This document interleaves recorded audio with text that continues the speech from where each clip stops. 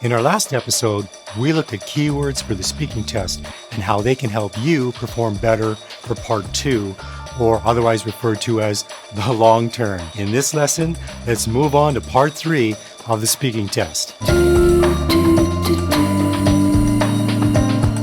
Hey guys, welcome to episode 31 of Hacking IELTS. If you're joining us for the first time, this is a podcast and a YouTube channel dedicated to helping new and intermediate IELTS test takers understand the exam and attain higher results. In this lesson, let's move on from part 2 on to part 3 of the speaking exam. But first, let's recap all that we learned from our last lesson regarding part 2. While you won't be able to underline or circle words for your speaking prompt, you are able to write down these keywords and then all you know about them in point form. Once again, you only have 60 seconds to plan your speaking for this part of the test, so avoid writing complete sentences. We also mentioned last time that you can even write your ideas in your own language if it's going to be faster and easier. We also suggested that it's probably best to jot down some notes and make sure you're prepared before you start to talk. Remember also to take some time and practice using speaking topics and timing yourself to see how much you can write down about the topic in 1 minute. Your next step is to try to speak on that topic for 1 to 2 minutes. We also suggested practicing with a friend by giving each other speaking topics and then timing each other. Refer to the IELTS speaking rubric, which you can find online to see how you guys will be evaluated.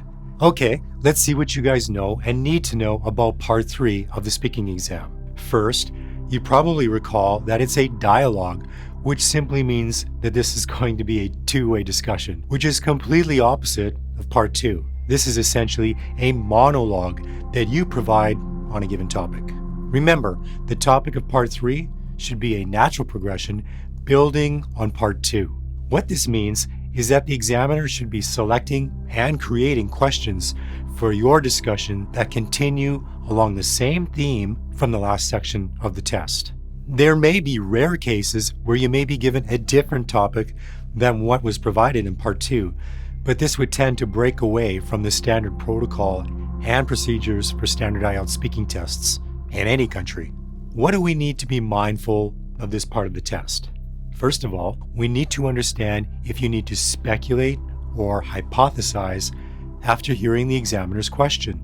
One very important point you need to remember is that the questioning will be related to community or society in general, and that the line of questioning will not be specifically aimed at seeking a response about you and your life personally. For example, you may receive a question regarding how technology is changing communication, and then you begin to provide examples in your own life with your friends and family and how you guys use WhatsApp, Facebook, or Skype to stay in touch. The examiner should then course correct you and try to get a response that is not specific to you and your life. What I mean by this is that he or she should then rephrase the question so that it's related to society in general.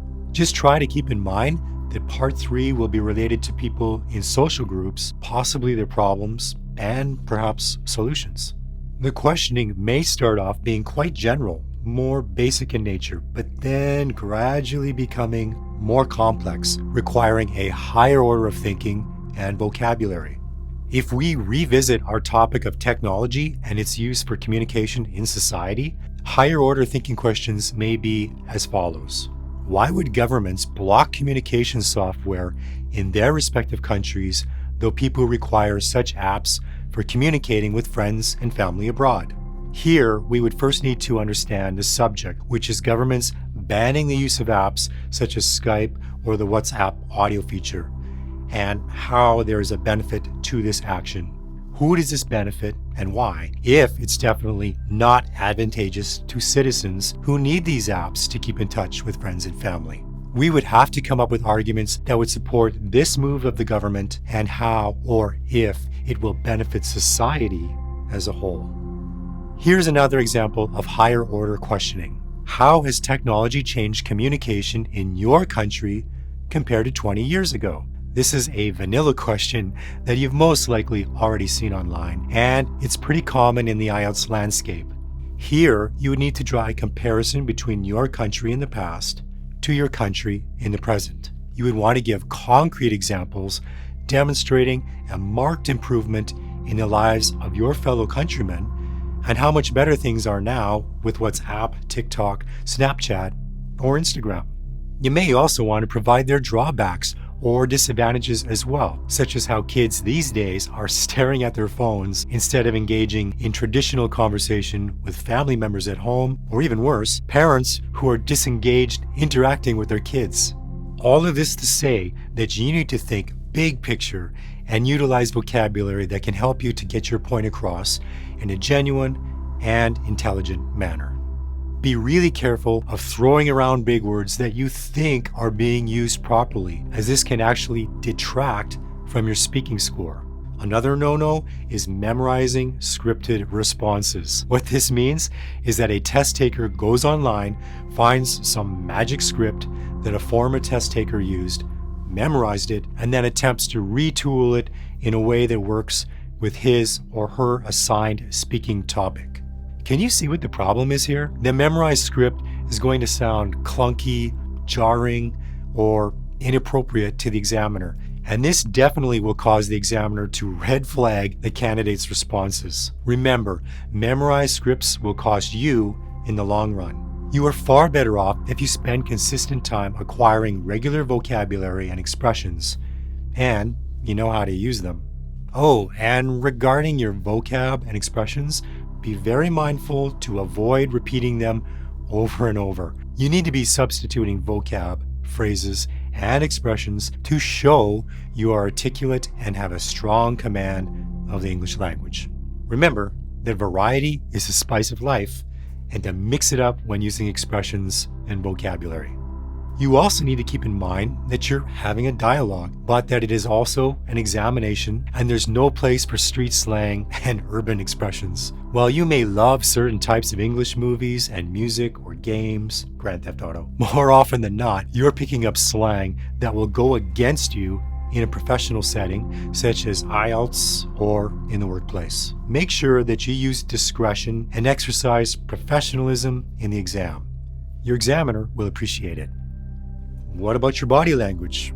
Well, it wouldn't hurt to sound interested, make eye contact, and provide full responses to questions. But what if you're stumped? You don't know how to answer. First off, you could ask the examiner to repeat the question to buy you more time. Second, you could use fillers to provide you with a bit more thinking time. You might be thinking, hey, this is a great tip. If I knew what fillers were, all right, here's some examples.